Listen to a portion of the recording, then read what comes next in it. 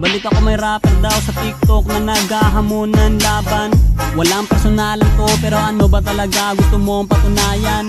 Ano nga ba nakain mo para maisip mo bigla na ako ay labanan? Imposible akong talunin lalo na pag rap battle na ang usapan.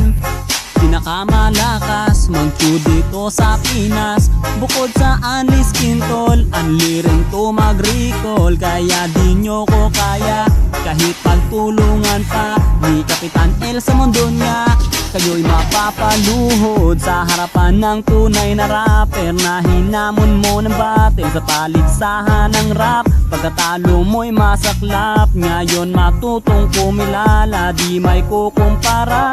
Sarap mong parang misa, ganto mag-rap ang Pinoy. Oy, oy, oy, oy,